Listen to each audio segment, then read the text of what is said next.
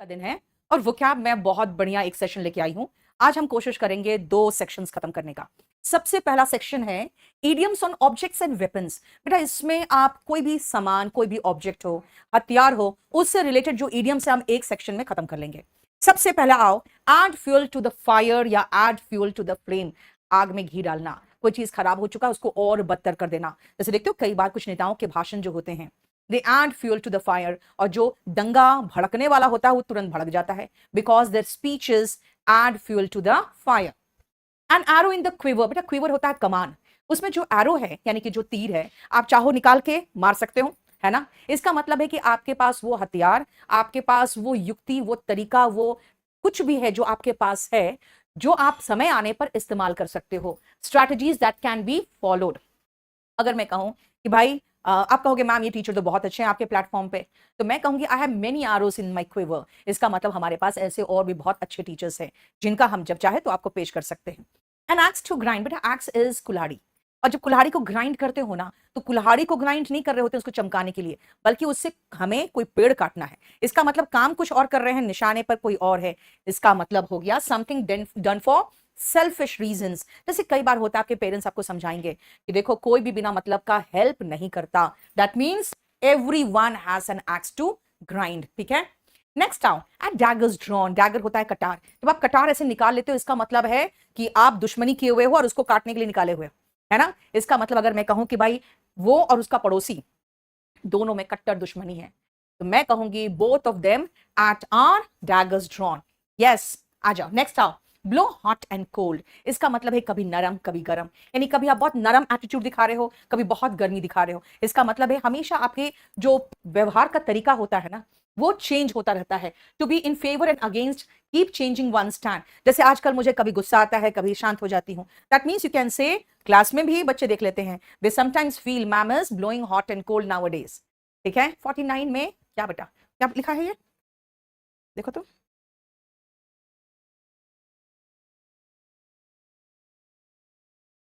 49 में बेटा क्लास इसलिए नहीं हो रहा है क्योंकि अभी आपका खत्म हो चुका है जहां तक मुझे कराना था। अब 2 चैप्टर बचा हुआ है, तो आपका 2-3 दिन के बाद कंडीशनल सेंटेंस होगा, और उसके बाद 10 या कितना तारीख को है, 10 को, 10 या 11 के राउंड आपका वर्ब शुरू होगा। 49 आप जितना आपको कराया वो रिवाइज कर लो तब तक। नेक्स्ट आओ, ब्लो वंस ट्रम्पेट, यानी अपनी तारीफ खुद करना अपने मुंह या मिट्ठू। अगर मैं आपको कहूं भाई तुम्हें नहीं पता, मैं ऐसे पढ़ाती हूं, मैं ऐसे रूट से कराऊंगी, मैं इतनी चीजें कराऊंगी, मैं ये कराऊंगी, बोलोगे यार पढ़ाओ ना चुपचाप से। Why are you blowing your own trumpet, क्यों अपने मुंह या मिट्ठू बन रहे हो। ठीक है, राम क्या है, राम कर्मा, कर्म क्या हुआ। हाँ, पेज नंबर, बेटा पेज नंबर ये है 163। खत्री, हाँ ना बेटा पढ़ लो ना, काहे परेशान रहते हो, सब कुछ तो वहां पे लोड ही रहता है। चलो, बिजना राज साहू, बेटा अभी एकदम शांति से पढ़ो, मैं सब कुछ कराऊंगी। Burn a hole in the pocket, बेटा अगर आपके पॉकेट में एक होल हो जाए तो उसमें जो पैसे होंगे तुरंत गिर जाएंगे। इसका मतलब कोई ऐसा पैसा जो पॉकेट में गर्मी पैदा कर रहा है और गिरने को तैयार है, यानी वो पैसा जो हम खर्च करने को तत्पर रहते हैं, है ना। आपकी फर्स्ट सैलरी, जो आपके रिश्तेदार आपको देके जाते हैं, है ना, और जो मुफ्त के पैसे आ जाते हैं वो। एक मिनट बेटा, एक minute.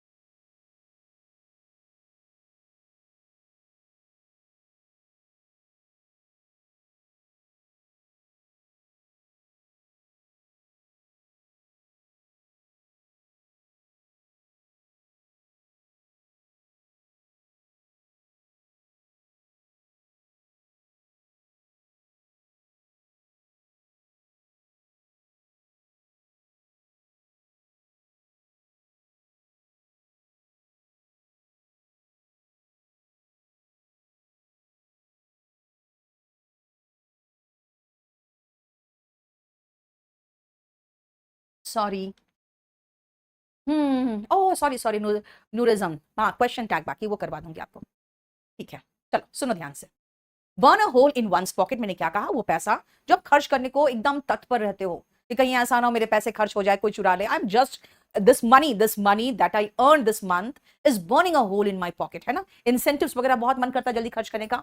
Burn candles at both ends, to burn a candle, बेटा यहाँ पे अ लगा दो, बर्न अ कैंडल, सही कर देना बुक में।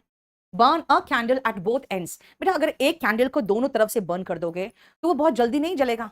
इसका मतलब हो गया टू यूज वंस रिसोर्सेज और एनर्जी इन एक्सेस। अगर आप बहुत ज्यादा मेहनत करने लगो, अचानक 14-14 घंटे पढ़ रहे हो, मैं कहूंगी you are just burning the candle at both ends, यानी कि आप अपने रिसोर्सेस हो या अपनी एनर्जी हो जरूरत से ज्यादा खर्च कर रहे हो। कॉल अ स्पेड, अगर एक स्पेड यानी फावड़ा को मैं स्पेड बोल दूं, इसका मतलब जिसकी जैसी शक्ल है, जिसका जैसा व्यवहार है, मैं मुंह फट हूं। अगर मैं कहूं I am outspoken, I am candid, I am frank, तो कहोगे ma'am you call a spade. बेटा फ्रैंक, कैंडिड और आउटस्पोकन, ये 3 सिनोनिम है इसका, ठीक है। देखो तो टेंस का हैंड रिटन नोट्स अपडेट नहीं हुआ है,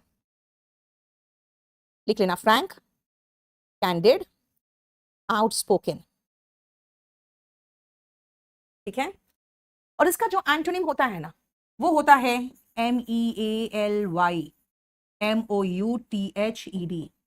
यानी बहुत विनम्रता से ऐसा कुछ बोलना, मतलब आप खरा खरा नहीं बोल पाते हो, ठीक है। राम कर्म कर, बेटा सुनो मेरी बात, ये ईडियम पूछेगा और आपको मीनिंग पता होना चाहिए। तुम एक काम करो ना, केडी लाइव ऐप में जाओ, उसमें करीबन 25 टेस्ट पेपर मैंने प्रीवियस ईयर का यानी 2023 का डिस्कस करा दिया है, प्लीज आप उसको देख लो, बहुत जरूरी है, ठीक है। नेक्स्ट आओ, कैरेट एंड स्टिक पॉलिसी। बेटा कैरेट का मतलब होता है गाजर, स्टिक मतलब डंडा। कैरेट एंड स्टिक पॉलिसी होता है रिवॉर्ड एंड पनिशमेंट पॉलिसी। आप अच्छा काम करते हो, आपको इंसेंटिव मिलता है, काम ढंग से नहीं करोगे नौकरी से निकाल दिया जाएगा। तो ये जो कैरेट एंड स्टिक पॉलिसी है ना प्राइवेट जॉब्स में, उसके कारण ही आपको डर लगता है, इसलिए गवर्नमेंट जॉब में जाना चाहते हो। डेमोक्लस सॉर्ड, बेटा ये सॉर्ड ऐसा था ना कि वो ऊपर से लटक रहा था और अगर गिरता तो सीधा गला काट देता। तो ये जो डेमोक्लस सॉर्ड था, इमिनेंट और इम्पेंडिंग डेंजर, यानी कि सिर पर लटकी जो तलवार होती है, यानी जो लगातार बना हुआ खतरा है कि होगा ही होगा, ठीक है, that is called Damocles. Get into hot waters, बेटा अगर हॉट वाटर में कुछ गिर जाए या कुछ चला जाए, कोई जानवर ही देखोगे देखोगे ना कितना तड़प जाता है, वो ट्रबल में हो जाता है भाई। तो अगर आप कोविड के समय में अगर आप ऐसे ही निकल जाते थे घर से तो डंडे पड़ते थे। ऐसे में आपकी मम्मी क्या कहती, don't go out, you will get into hot waters, यानी परेशानी में पड़ जाओगे, ठीक है। नेक्स्ट आओ, गिव वन अ रोप। देखो इसको ऐसे महसूस करो कि आप कोई व्यक्ति को रोप दे रहे हो और आपको अच्छे से पता है कि उसने कभी हाथ की एक्सरसाइज तो की नहीं है, तो वो रस्सी पकड़ के ऊपर नहीं चढ़ पाएगा, वो गिरेगा और गलती करेगा। वही है give one a rope, to let someone do something that they want to do and that they commit mistake, है ना, कुछ ऐसा करने देना जिसे तुम्हें पता है कि वो गलती करेगा लेकिन आप उसको करने दे रहे हो। जैसे कई बार ऐसा होता है ना, जब हम लोग अपने बच्चों को मना करते हैं ना ये काम मत करो, तो वो और जानबूझकर करना चाहता है, और अगर हमारे एब्सेंस में करेगा तो हो सकता है कुछ प्रॉब्लम में फंस जाए। तो गिव देम अ रोप, यानी कि उसको करने दो, और वो सामने करेगा, वो गिरेगा, नहीं कर पाएगा तो अपने आप समझ जाएगा भैया मेरे बस की बात नहीं है। So give your children a rope and let them do what they want so that they make mistakes. Hang fire, बेटा हैंग फायर जो होता है ना, अब ऐसे सोचो, फायर को नीचे जलाओगे तो खाना पकेगा, अब फायर को हम हैंग कर दे तो क्या खाना पकेगा, नहीं पकेगा। तो वो लिंगर ऑन हो रहा है ना, वही चीज है to delay making a decision. यानी अगर सरकार किसी मामले में हैंग फायर करती है तो आप कहोगे the government is hanging fire in this matter, इसका मतलब है इस मामले में डिसीजन को देर कर रही है, यानी ले नहीं रही है। हॉल ओवर द कोल्स, बेटा हॉल का अगर खाली मीनिंग देखोगे ना तो घसीटना होता है, घसीटना। लेकिन अब ईडियम में तो आपको पता ही है, हम एक एक वर्ड की मीनिंग में तो जाते नहीं है। इसका मतलब बुरी तरह से डांट फटकार लगाना, टू टेक टू टास्क, यानी कि स्कोल्ड। इसका बहुत सारा सिनोनिम्स लिखवाया हुआ है मैंने किसी शीट में, रेप्रिमांड, चाइल्ड, चेस्टाइज, रिब्यूक, रिबफ, ठीक है। इसका मतलब है बुरी तरह से फटकारना। अगर मैं कहूं जैसे आप सुप्रीम कोर्ट की बात ले लो, अब देखते हो कोई डिपार्टमेंट को अगर सुप्रीम कोर्ट गुस्सा होती है तो उसको अच्छे से डांटती है ना, तो हम ऐसे कर सकते हैं, the Supreme Court took that department या टू टास्क, इसका मतलब the Supreme Court hold that department over the coals, इसका मतलब हुआ बुरी तरह से डाटा फटकारा। बेटा नॉर्मलाइजेशन पे बहुत वीडियोस बने हुए हैं किशन, अब मेरे बस की बात नहीं है और बनाना। Have too many irons in the fire, अगर एक लोहार एक फायर में आयरन्स डाल के रखता है ना, इसका मतलब है कि भाई आज रात तक मुझे ये सारे काम निपटाने हैं, इतने आयरन्स जो है उस पर काम करना है ना। इसका मतलब जो काम आपके हाथ में है। अब मान लो हीरी लाइव ने कहा मैम आप ये क्लास लो, आप ये बैच भी लो, मैं कहूंगी आप मेरे बस की बात नहीं है, I have too many irons in the fire, इसका मतलब doing many things at a time, यानी मेरे पास बहुत सारे बैचेस मैं नहीं लूंगी। हिट बिलो द बेल्ट, आपने देखा होगा जो कृष्ण है, कृष्ण ने जब भीम को इशारा किया कि दुर्योधन को जंघा में यानी उसके पैर में मारने के लिए, तो बलराम बहुत तेज ऑब्जेक्शन किया था। उसका कहना था कि भाई गदा युद्ध में कभी भी जांग पे यानी कि बिलो द बेल्ट आप वार नहीं कर सकते हो, ये जो सही कदम होता है ना वो नहीं होता। इसका मतलब है अनजस्ट, जो जो कह सकती हूं मैं अनजस्ट तरीके से किसी को नुकसान पहुंचाना, टू स्ट्राइक अनफेयरली, अनफेयरली मतलब गलत तरीके से, ठीक है। तो अगर मैं कहूंगी कि भाई कंपटीशन करो, ठीक से मुकाबला करो उससे, don't hit anyone below the belt, यानी आप उसको नुकसान पहुंचाने के लिए, जैसे देखते हो कभी कोई अगले का टेंडर को पता लगाने के लिए उसने कितने का टेंडर भरा है, उसके किसी स्टाफ को ब्राइव कर देता है ना, तो वही है to hit below the belt. Hit the nail on the head, बेटा ये नेल है, इसके हेड में मारोगे तो ऐसे धंस जाएगा, लेकिन अगर मैं सर पे नहीं मार के ऐसे मार दिया तो ऐसे हो जाएगा। इसका मतलब है कि सटीक वार करना, अगर मैं हिट कर रही हूं नेल ऑन द हेड तो to strike at the appropriate time और प्लेस। अगर मैं ये कहूं कि भाई जो हमारे सैनिक थे उसने सर्जिकल स्ट्राइक करके बहुत अच्छे से नुकसान पहुंचाया दुश्मन को, तो मैं क्या कहूंगी, our soldiers hit the nail on the head by organising a surgical strike. Sangeeta का देखो क्यों नहीं किया अभी तक, संगीता किस बैच की हो, होल्ड इन क्या, संगीता नंबर दो अपना, सुनो, होल्ड द लीश, बेटा लीश का मतलब होता है लगाम। अब घोड़े का जब लगाम आप ऐसे पकड़ते हो ना तो उसको रेस्ट्रेन कर लेते हो, कंट्रोल कर लेते हो, इसीलिए कई बार कहते हैं ना भाई जुबान पे लगाम दो, hold your tongue in leash, भाई बच्चों पर लगाम डालो, hold your children in leash. Keep the pot boiling, बेटा कीप द पॉट बॉइलिंग जानते हो एक ईडियम ऐसा है जो बहुत गरीबी से निकला हुआ ईडियम है। जब पहले जमाने में भी, क्या अभी भी कह सकती हूँ, जब माँ अपने बच्चों को खाना नहीं दे पाती है ना, तो क्या करती है, जब बच्चे शाम को इंतजार करते हैं खाना बनेगा खाना बनेगा, तो माँ उनको चुप कराने के लिए क्या करती है, पानी पॉट में रख के गर्म करने के लिए चूल्हा में चढ़ा देती है, तो बच्चों को लगता है कि शायद अब खाना बन रहा है, और खाना नहीं बनता है, वो इंतजार करते करते सो जाते हैं। उनको क्या लगता है, उनको लगता है यार यानी कि आज का दिन ठीक है, सारे प्रोसेस जैसे चलने चाहिए वैसे चल रहे हैं, to keep the process going. कई बार ऐसा होता है कि आपका कोई बिजनेस बहुत अच्छा नहीं चल रहा होता है, प्रॉफिट नहीं आ रहा है, लेकिन फिर भी आप कर रहे हो क्योंकि आपको उम्मीद है आगे अच्छा होगा, so you just keep the pot boiling, यानी कंटिन्यू करते हो उस प्रोसेस को, ठीक है। प्रंजल बेटा मैं इंग्लिश पढ़ाती हूँ तो मुझे इंग्लिश तो अच्छी आनी चाहिए, हाँ। Last nail in the coffin, coffin का मतलब होता है ताबूत जिसमें लाश को, डेड बॉडी को रखा जाता है, बेटा उसमें कील ठोका जाता है, जो आखिरी कील होता है ना, उसके बाद क्या होता है, आखिरी कील ठोकने के बाद ताबूत तैयार हो चुका होता है ना, इसका मतलब ताबूत में आखिरी कील। आप कहोगे इसका मतलब क्या है, चलो मैं आपको एक एग्जांपल देती हूँ। कई बार ऐसा होता है कि आप किसी हस्बैंड से या किसी वाइफ से पूछोगे कि भाई आप दोनों का तलाक क्यों हुआ, तो वो जवाब नहीं दे पाते हैं क्योंकि उनको समझ में नहीं आता है कि मैं कौन सा इंसिडेंट बताऊं।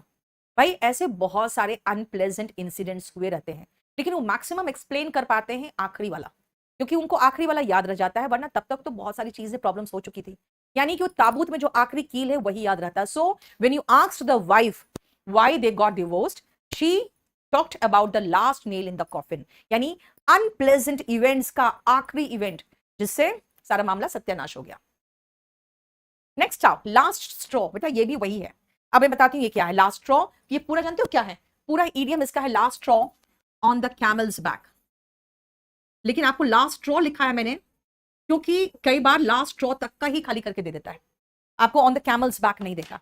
इस पर भी एक कहानी कि कुछ ट्रेडर्स थे जो अपने ऊंट पर अपना सामान लदा के जा रहे थे, तो एक ट्रेडर ने बहुत सारा सामान लदा दिया, सबने कहा भाई बस करो, कहीं ऐसा ना हो ऊंट का जो पीठ है वही टूट जाए। उसने कहा नहीं नहीं ऐसा कुछ नहीं होगा। उसके बाद लास्ट में देखा उसने कि एक तिल्ली, मतलब जिसको कहते हैं ना स्ट्रॉ का मतलब होता है तिनका, वो तिनका बचा रह गया था, उसने वो तिनका उठा के जैसे ऊंट के पीठ पर रखा, ऊंट का पीठ टूट गया। इसका मतलब हो गया वही ताबूत में आखिरी कील। दिस मीन्स बहुत सारा अनप्लेजेंट इवेंट का आखिरी इवेंट, जो इतना छोटा सा इवेंट था यार, तिल्ली के बराबर था, तिनके के बराबर था, लेकिन उसने ऊंट का कमर क्यों तोड़ दिया, क्योंकि उसके पहले से बहुत सारे बोझ लदे हुए थे। देखो the final trial of patience और एंगर, लाइव वायर, आप कभी देख रहे हो किसी वायर में करंट दौड़ते हुए, कभी को देखना वो पोल से टूट के नीचे गिर जाता है, बेटा वो करंट वाला जो तार है ना वो भी ऐसे से नाचता है ना, दैट मीन्स एनर्जेटिक। अगर मैं कहूँ स्टेज पर, भाई स्टेज पर तो वो लाइव वायर है, ठीक है बेटा। ये वॉल्यूम वो क्या बुक से पढ़ा रही हूं मैं, वो क्या बुक का पेज नंबर 163 पढ़ा रही हूं। पोर ऑयल ऑन ट्रबल्ड वाटर, बेटा ट्रबल्ड का मतलब होता है बहुत ज्यादा उफान आ रहा है पानी में, है ना, और उसमें ऑयल पोर कर दोगे तो धीरे से फैल जाएगा, यानी कि शांत करना, टू पैसिफाई द मैटर। यानी अगर मैं कहूं कि भाई मैं तो बहुत गुस्से में थी, but my brother came and he poured oil on troubled waters, इसका मतलब है कि जो परेशानी था, जो गुस्सा था, जो उन्माद था, उसको शांत कर दिया उन्होंने आके। मॉलिफाई, वेरी गुड, पैसिफाई या फिर मॉलिफाई लिखोगे। अब मॉलिफाई बेटा गुस्सा शांत करने के लिए वर्ड आता है, ठीक है। नेक्स्ट आओ, put a spoke in one's wheel. अब कोई पहिया चल रहा है और आप एक पोक, जो व्हील है, व्हील में एक स्पोक, स्पोक ऐसे ही होता है ना, इसी तरह का कोई डंडा टाइप का हो या कोई लोहा का ऐसा हो, अगर आप डाल दोगे तो पहिया खड़खड़ा के या तो थोड़ा टूट जाएगा और फिर रुक जाएगा, इसका मतलब ऑब्स्ट्रक्ट करना। फिर से आती हूं मैं कोविड पर। Covid 19 put spoke in are wheel, यानी कि लड़खड़ा के हमारा पूरा का पूरा इकोनॉमी रुक गया था, सारा काम रुक गया था। स्पिन वंस व्हील, अब सुनो, व्हील को अगर रास्ते में चलाओगे तो वो आगे बढ़ेगा, और मैं व्हील को लेकर स्पिन करूं ऐसे ऐसे तो कुछ हो रहा है, भाई व्हील तो चल रहा है लेकिन काम तो कुछ नहीं हो रहा है, वो एक ही जगह पे घूम रहा है। This means put much effort for little और नो गेन। अगर मैं कहूं कि भाई बिजनेस कर रहे हो तो प्रॉफिट पे करो ना, आप नो प्रॉफिट नो लॉस अभी कर रहे हो, खाली बस अपना क्वांटिटी बढ़ा रहे हो और क्या कर रहे हो, just spinning your wheel. Yes का मतलब हो गया कि कोई फायदा नहीं है, तुम खाली झूठ मूठ का एफर्ट लगा रहे हो। To set Thames on fire, बेटा थेम्स नदी है ना, और उसमें आग लगा देना, भाई कुछ इंपॉसिबल हिट कर दिए हो। मैं कहूंगी भाई इतना अच्छा परफॉर्मेंस आपके फ्रेंड ने दिया है, he has just put the Thames on fire, इसका मतलब हो गया टू अचीव समथिंग जो इम्पॉसिबल था। And within a stone's throw, very near, इतना नजदीकी पत्थर फेंके पहुंच गया। देखो चलो ये आपको लोड हो जाएगा, मैं दूसरे शीट में चलूं।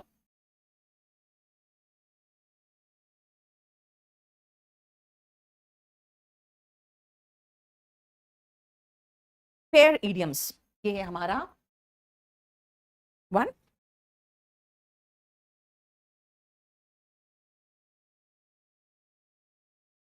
184 में बेटा, पेज नंबर 184 में आ जाओ।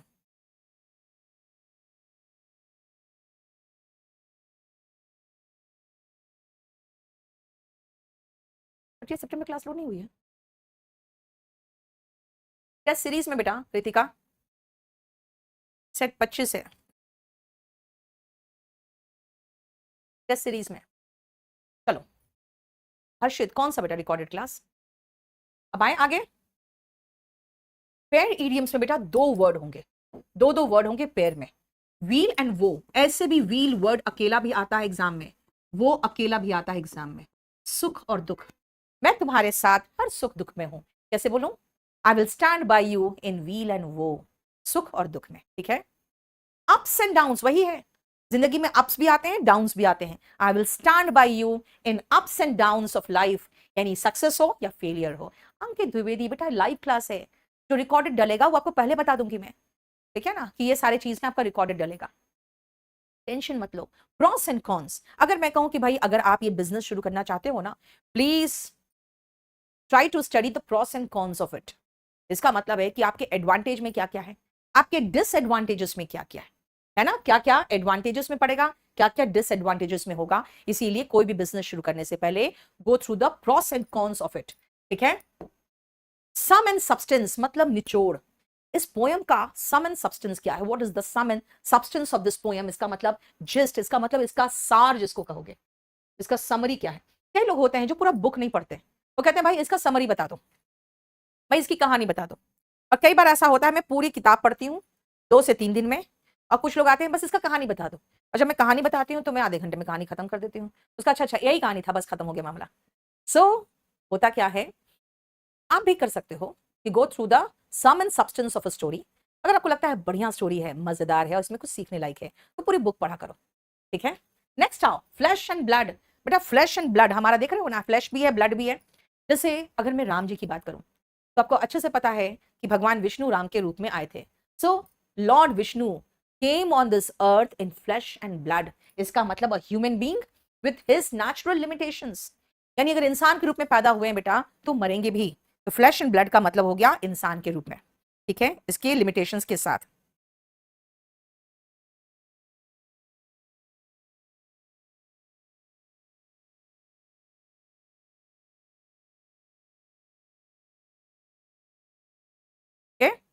नेक्स्ट आओ, फिशेस एंड लोव्स। बेटा ये पहली बार जिक्र है शायद बाइबल में, कि बाइबल में जिक्र है कि कुछ लोग जो काम करते थे, एक बार जब काम करके बैठे ना तो उनको एक एक लोफ फिश का, ये इसका ब्रेड का, यानी पूरा जो ब्रेड का पैकेट नहीं होता है जो स्लाइसेस नहीं कटे होते, पूरा लोफ, और एक एक फिश दिया गया। लोग कहे अरे यार काम करने में ये मिलेगा, और बड़े खुश हो गए।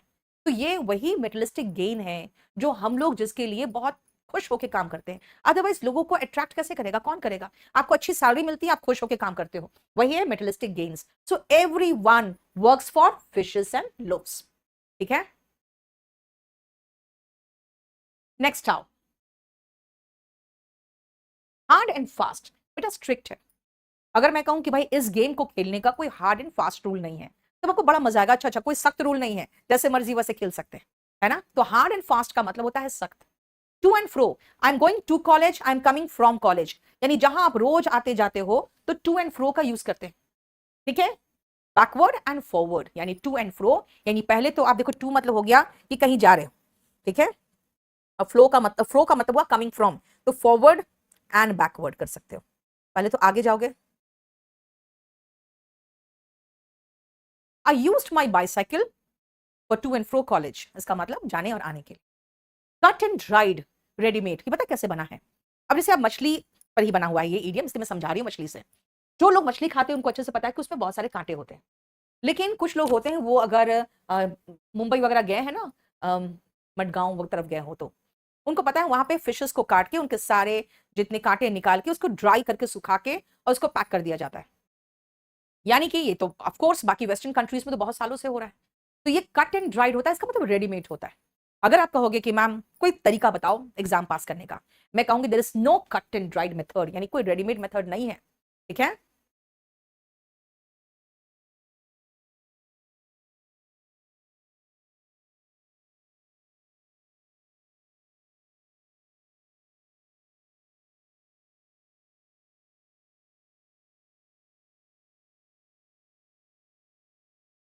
बे इन सॉरी ओमे अल्फा एंड ओमेगा। बेटा ग्रीक भाषा में ए को अल्फा एंड जेड को ओमेगा कहते हैं, यानी पहला और आखिरी, अल्फा एंड ओमेगा। अगर मैं कहूं कि भाई पहला और आखिरी ये हमारे टर्म्स एंड कंडीशन है, तो मैं कहूंगी I am giving you the alpha and omega of our terms and condition, यानी कि एकदम पूरा कंप्लीट विस्तार। ऑल एंड सन्ड्री, सब लोग विदाउट एनी डिस्टिंक्शन। कुछ लोग कहते हैं कि नहीं मैम पेट्रोलियम प्रोडक्ट का प्राइस बढ़ जाएगा तो आपको क्या प्रॉब्लम होगा? भाई पेट्रोलियम प्रोडक्ट का प्राइस बढ़ेगा तो सब पर इफेक्ट डालेगा। जिनके पास गाड़ी है उन पर तो इफेक्ट डालेगा ही, जिनके पास गाड़ी नहीं है बेटा, तो आप भी सब्जी खरीदने जाते हो तो वो भी जिस गाड़ी से आता है उसमें भी पेट्रोलियम प्रोडक्ट ही यूज होता है, डीजल, तो आपके भी सब्जी के दाम बढ़ जाएंगे। इसका मतलब है rise in price of petroleum products effect all and sundry, सबको बिना किसी भेदभाव के। इन्स एंड आउट्स, आपको अपने इंग्लिश का ही या मैथ्स का इन्स एंड आउट्स आना चाहिए, कंप्लीट डिटेल, यानी पूरा कंप्लीट अंदर बाहर सबकी जानकारी होनी चाहिए। आप कभी भी किसी पोस्ट के लिए अप्लाई करते हो तो आप ये शो करने की कोशिश करते हो कि I know the ins and outs of your this work, है ना, दिस पोस्ट का जो है पूरा इन्स एंड आउट्स में जानता हूं। नेक्स्ट आओ, फायर एंड सॉर्ड। बेटा फायर आग, सॉर्ड मतलब तलवार। आप समझ सकते हो कहीं पर मार काट चल रहा है और फिर सब कुछ में आग लगा दिया गया, है ना। तो पहले ऐसे ही तो दिखता था, fire and sword after every war. अगर कोई राज्य हार गया तो you saw fire and sword there, इसका मतलब anger, rage and strife. And rampage का मतलब होता है बेटा लूटपाट, जिसको कहते हैं ना, ना जला देना, खत्म कर देना, इसे लूटपाट। फायर एंड ब्रिमस्टोन, इतना ज्यादा फायर और उसके बाद उस पर पत्थर फेंका जा रहा है, तो कहते हैं इतना तकलीफ जैसे कि कोई नर्क में हो। तो नर्क वाली तकलीफ जो होती है ना वो फायर एंड ब्रिमस्टोन है। द टॉर्मेंट्स मतलब तकलीफ। सफर्ड बाय सिनर्स, सिनर्स का मतलब जो पापी लोग होते हैं। इन हेल, हेल का मतलब नर्क, नर्क में जो पापी लोग तकलीफ झेलते हैं, that is fire and Brimstone, ठीक है। फार एंड वाइड, इसका मतलब सभी डायरेक्शंस में, उसका नाम हर जगह फैल गया। His name spread far and wide in all directions. और फिर लोग दूर से पास से उससे मिलने आते थे। People came from far and near to meet him, to see him. ठीक है, यस बेटा, रैम्पेज का मतलब बेटा जब लोग फ्रेंजी में हो जाते हैं ना आर्यन, एकदम गुस्से में उन्माद में, तो रैम्पेज ही तो मचाते हैं, लूटपाट, तोड़ देना, फोड़ देना, आग लगा देना, लूट लेना, वो सब मिलके। स्पिक एंड स्पैन, बेटा स्पिक में सी रहता है कई बार सी के बाद के भी दिखेगा, जनरली आपको सी के बाद के भी दिखेगा। ठीक है, स्पिक एंड स्पैन का मतलब एकदम चकाचक, बिल्कुल साफ सुथरा। My house is spick and span, मतलब नीट एंड क्लीन। इसका सिनोनिम लिख सकते हो टाइडी। इसका कहीं मैंने सिनोनिम कराया हुआ है, इमैक्युलेट, फ्लॉलेस, फॉल्टलेस। ठीक है, very good Radha Kumari, very good. On and on, लगातार, भाई कितना बकवास करते रहते हो, you just go on and on. कोई अगर लगातार बोले चले जा रहा है तो मैं क्या कहूंगी, you just speak on and on, you talk on and on.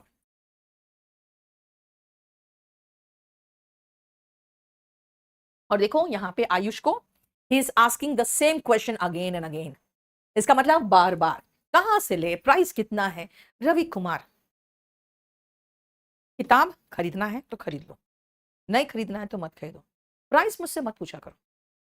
क्योंकि जब मैं बहुत मेहनत से किताब लिखती हूँ ना, कोई कहता है मैम किताब का दाम कितना है, तो बहुत थोड़ा सा अंदर कुछ कुछ होता है। नाउ एंड देन, जब तब, अगर मैं कहूं भाई आजकल ये जो साल में एक बार बजट आता है, उसका कोई मीनिंग ही नहीं है, जब तब किसी ना किसी चीज का दाम बढ़ता रहता है। तो अगर मैं कहूं the government increases the price of commodities now and then, यानी जब तब, जब तब। ठीक है, ऑफ एंड ऑन, अगर आपको कहूं मैं कि भाई प्रिपरेशन कैसा चल रहा है आपका, आप कहोगे not that regular, it is going off and on. इसका मतलब है नॉट रेगुलरली। ठीक है, off and on, irregularly. I go there off and on, मतलब कभी कभी जाती, स्पोराडिक एंड इंटरमिटेंटली, है ना। ऑफ एंड ऑन वो मुझसे मिल लेता है, यानी कभी कभी, right. Bye fits and starts, बेटा फिट्स एंड स्टार्ट्स का मतलब ही वही है, रुक रुक के, स्पोराडिक। आपकी पढ़ाई कैसी चल रही है, बाय फिट्स एंड स्टार्ट्स, यानी कि रुक रुक के, है ना। I meet him off and on, बेटा दोनों एक दूसरे जगह पे इंटरचेंज मत कर देना। क्योंकि अगर मैं कहूं बाय फिट्स एंड स्टार्ट्स मतलब रुक के, फिर रुक जाती है, फिर चलती है, फिर रुक जाती है, वैसे। एंड ऑफ एंड ऑन मतलब कभी कभार, जब तब, तो दोनों एक दूसरे की जगह पे यूज मत कर देना। Wait on hand and foot, अब किसी के लिए भी इंतजार कर रहे हो, दोनों हाथों को पैर को ऐसे रख के बस इंतजार कर रहे हो कब आएगा, यानी कि सर्वेंट की तरह बिहेव करना। ठीक है, to act or a servant to someone, this means कि चारों हाथ पैर से तैयार रहना किसी की सेवा करने के लिए। अगर मैं कहूं कि भाई वो जॉब के लिए he is waiting on you hand and foot, इसका मतलब है बिल्कुल तत्पर है नौकरी ज्वाइन करने के लिए, बस तुम्हारा बुलावे का इंतजार कर रहा है। ठीक है, जगदीश, कल भी क्लास ले लूंगी बेटा, मैं कल भी लगा देना रात को 10 बजे लूंगी कल मैं। ठीक है, वो क्या भी लूंगी रात को 10 बजे। बी हैंड एंड ग्लव, बेटा हाथ में जो ग्लव रहता है वो कैसे रहता है, बिल्कुल चिपका हुआ, इसका मतलब क्लोजली एसोसिएटेड। अगर आप बोलोगे कि भाई वो व्यक्ति और उसके दोस्त में इस क्राइम में कोई साथ तो नहीं था, मैं कहूंगी they were hand and glove in this crime. इसका मतलब जैसे हाथ में ग्लव्स है ना, चोली दामन का साथ जिसको कहते हो आप हिंदी में, वही। इसका मतलब very close and linked closely, जिसको कहोगे बहुत ही ज्यादा क्लोज एसोसिएशन था। हार्ट एंड सोल, बेटा ये एडवर्ब है, हार्ट एंड सोल, और कई बार हम यूज करते हैं बॉडी एंड सोल। दोनों का मतलब है कि एकदम आत्मा से, शरीर से, दिल से, यानी होल हार्टेडली। भाई मेहनत कर रहे हो, yes I am working heart and soul, I am working body and soul, I am working wholeheartedly with full devotion. Radha Kumari, very good.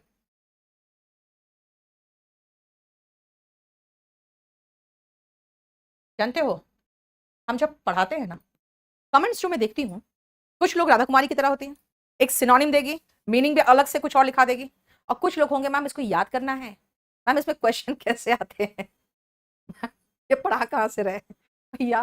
Please तुम लोग गधों की तरह बिहेव मत करो क्लास में, क्योंकि मुझे बहुत गंदा लगता है, बहुत सारे लोग ऐसे हैं जो बहुत अच्छा कर रहे हैं। नेक्स्ट आओ, wear and tear, damage. Machines के, जब भी कोई मशीन खरीदोगे आप, उसका वैल्यू गिर जाता है ना, एक साल के बाद और गिर जाता है, फिर डेप्रिसिएशन होता है, क्यों, because of the wear and tear. जब मशीन चलता है ना, जब आपकी गाड़ी चलती है, कहोगे जमीन का दाम तो बढ़ जाता है मैम, गाड़ी का दाम घट जाता है, because of the wear and tear, यानी इसमें जो घिस गया, जो डैमेज हो गया, वो वेयर एंड टेयर होता है। निरंजन कह रहा है मेरे घर खुशखबरी आई है, मेरे घर फॉर्च्यूनर आई है। ओके बेटा, 1 साल बाद देखना उसका दाम, because of this wear and tear the price decreases. Safe and sound unhurt, यानी कि किसी तरह का कोई नुकसान नहीं पहुंचा है। भाई पैसेंजर्स की क्या हालत है, they are safe and sound, यानी कि उनको कोई चोट नहीं पहुंचा है। फेयर एंड स्क्वेयर, इसका मतलब ऑनेस्टली बेटा मैं चाहती हूं कि किसी के साथ कोई इनजस्टिस ना हो, फेयर एंड स्क्वेयर ट्रीटमेंट सभी के साथ हो। इसका मतलब हो गया कि किसी भी तरह का इनजस्टिस किसी के साथ नहीं है ना, जस्ट ट्रीटमेंट हो। तो फेयर एंड स्क्वेयर ट्रीटमेंट सबके साथ हो। होल एंड कॉर्नर, अब देखते हो कई लोग होल एंड कॉर्नर मैरिज कर लेते हैं। उसके हस्बैंड कहते हैं बेटा ये अपने वाइफ को देखो किसी को बताना नहीं, है ना, वाइफ भी कहती है हाँ किसी को नहीं बताऊंगी। बाद में हस्बैंड पलट गया, वाइफ के पास कोई सबूत नहीं, कुछ नहीं, क्या बताएगी। क्योंकि ऐसे होल एंड कॉर्नर मैरिज में ये रिस्क रहता है कि दोनों में से कोई एक पलट गया ना तो दूसरा उसका कुछ नहीं बिगाड़ सकता, है ना। अरे ऐसे भी क्या बिगाड़ लोगे यार, जहां प्यार खत्म वहां पे एक ने कह दिया कि भाई मैं किसी और का, तो दूसरा को चुपचाप छोड़ देना चाहिए, नहीं लटके रहोगे तकलीफ होगा। अंडर लॉक एंड की, यानी कि बंद करके। भाई ज्वेलरी कहाँ रखी है आपने, it is under lock and की, यानी कि बिल्कुल सेफ है, लॉक और की से बंद करके रखा हुआ है मैंने। मूव हेवन एंड अर्थ, बेटा अगर जमीन और आसमान सब मूव कर दो, इसका मतलब पूरा एफर्ट लगा दो। अगर मैं कहूं कि भाई उसने कहा कि मेरे पास ज्यादा पैसे नहीं, एक कैंडिडेट का इंटरव्यू आया अभी हाल फिलहाल, उसने कहा कि मैं 14-15 घंटे लगातार पढ़ता था क्योंकि दूसरा अटेम्प्ट तक इंतजार करने के लिए मेरे पास रिसोर्सेस नहीं था। So he just moved heaven and earth and got selected in civil services. Carrot and stick policy repeat हो गया है।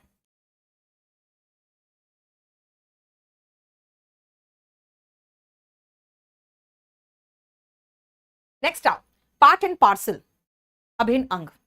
अगर आप कहोगे भाई इसमें तो बहुत टेंशन है, इस बिजनेस में या इस जॉब में बहुत परेशानी है, मैं कहूंगी भाई अच्छी सैलरी है ना, तो stress tension will be a part and parcel of your job. यानी कि सिर्फ आपको अच्छी सैलरी चाहिए, कोई टेंशन नहीं, not possible. The tension is part and parcel of your job, यानी कि अभिन्न अंग। प्ले फास्ट एंड लूज, ये मैंने ऐसे सिखाती हूँ, फास्ट गाड़ी चला रही हूँ लूज सीट बेल्ट पहन के, भाई बहुत गलत तरीके से मैं ऐसा व्यवहार कर रही हूँ जो बहुत इररिस्पॉन्सिबल बिहेवियर है। इसीलिए अपने लाइफ में आपको never play fast and loose, यानी गैर जिम्मेदाराना हरकत मत करिए। He was the only son of his parents, still he played fast and loose, फिर भी उसने बहुत गैर जिम्मेदार तरीके से, बहुत रेकलेस तरीके से उसने बिहेव किया। प्ले डक्स एंड ड्रेक्स, बेटा डक का जो नर होता है ड्रेक होता है, ये ऐसे बना है कि डक्स और ड्रेक्स जो पोल्ट्री होते हैं ना उसमें पाले जाते हैं, क्या चीज के लिए, अंडों के लिए, और फिर इनको भी बेच के इनके मीट से पैसे कमाए जाते हैं। अब कोई व्यक्ति अपने डक्स एंड ड्रेक्स के साथ खेल रहा है, इसका मतलब है पैसा बर्बाद कर रहा है, क्योंकि वो बेचेगा नहीं, है ना। तो डक्स एंड ड्रेक्स के साथ, यानी कि वेस्ट योर मनी, वेस्ट और स्क्वैंडर। अगर मैं कहूं भाई उसके पिताजी ने इतने मेहनत से कमाई की थी and he was playing ducks and drakes with his father's money, with his father's money वो डक्स एंड ड्रेक्स खेला, इसका मतलब है वो वेस्ट कर रहा है, ठीक है। नेक्स्ट आप भाई लीप्स एंड बाउंड्स, बहुत तेजी से। अगर मैं कहूं भाई इंडिया का प्रोग्रेस बहुत तेजी से, तो छलांगे मारते हुए, लीप का मतलब छलांग मारना होता है, ऐसे छलांगे मारते हुए इंडिया की इकोनॉमी अगर डेवलप कर रही है, मैं कहूंगी India economy, India is progressing by leaps and bounds. Null and void, आपकी जब शादी हो जाएगी और उसके बाद फिर आप कहोगे मैम फिर से मुझे कोई पसंद आ गई, तो बेटा फिर शादी नहीं कर सकते हो, your second marriage will be null and void, ineffective, ठीक है। नल एंड वॉइड का मतलब है जो अप्रभावी होगा, यानी जिसका कोई असर नहीं हो सकता, कानून के रूप में वो जीरो है, कुछ नहीं, ठीक है। रैंक एंड फाइल, बेटा आम जनता, जब भी किसी चीज का दाम बढ़ता है, कोई भी सामान का, it affects the rank and file of that place, of that country, यानी ऑर्डिनरी पीपल, जिसको कहोगे common man,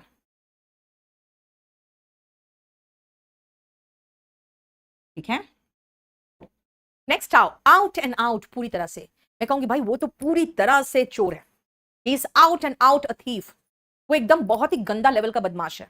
he is out and out a rogue, ROGUE, इसका मतलब हो गया कंप्लीटली, फार एंड अवे, बहुत अधिक डिफरेंस के साथ।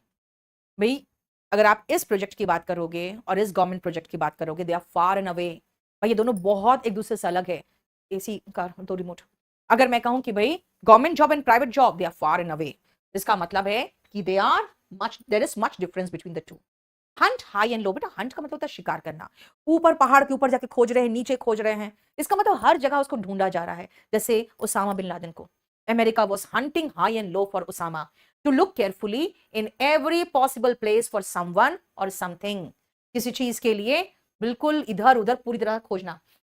मीट वंस वाटरलू का मतलब होता है बेटा समाप्त हो जाना, मतलब खत्म हो जाना, बर्बाद हो जाना, है ना. इसमें वाटरलू में नेपोलियन का डिफीट हुआ था आखिरी, है ना. तो यहाँ पे कहीं ऐसा नहीं आखिरी. इन एवरी नुक एंड कॉर्नर, एक एक छेद में, एक एक कॉर्नर में, the United states was hunting high and low for Osama. They looked at in every nook and corner of Pakistan for him. इसका मतलब है everywhere, एक एक छेद में, एक एक कोने में भी. Touch and go. इसका मतलब होता है ना जैसे कि टच करके गो चले जाना, लेकिन फिर भी असर तो पड़ जाना.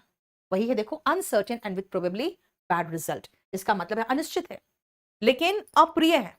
सो इसका अगर जैसे मैं कहूं कि कोई पॉलिसी का टच एंड गो इफेक्ट हुआ है, जैसे सरकार को पता नहीं था कि demonetisation will have touch and go effect, इसका मतलब अनसर्टेन इफेक्ट था लेकिन अच्छा इफेक्ट तो नहीं था. ठीक है. Day in and day out, कई कई दिन तक लगातार. अगर मैं कहूं कि भाई वो फेल कर गया एग्जाम में और कई कई दिन तक रोता रहा, he kept crying day in and day out, यानी कई कई दिन तक लगातार. नेक्स्ट आओ, ये ब्लो हॉट एंड कोल्ड अभी कराया था, कभी नरम कभी गरम, इसको हटाई दो.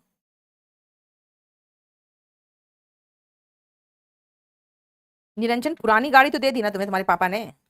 तुमने ऐसा कौन सा काम किया है जो तुमको फॉर्च्यूनर मिलेगा. हाँ, जब सिलेक्शन हो जाएगा ना तो पापा से फॉर्च्यूनर मांगना. ठीक है. चलो, हमारा 2 तो एक्सरसाइजेस में खत्म हो गया. अब मैं नेक्स्ट कराऊंगी कल. ऐसे कल सैटरडे है लेकिन फिर भी मैं देखूंगी कल नेक्स्ट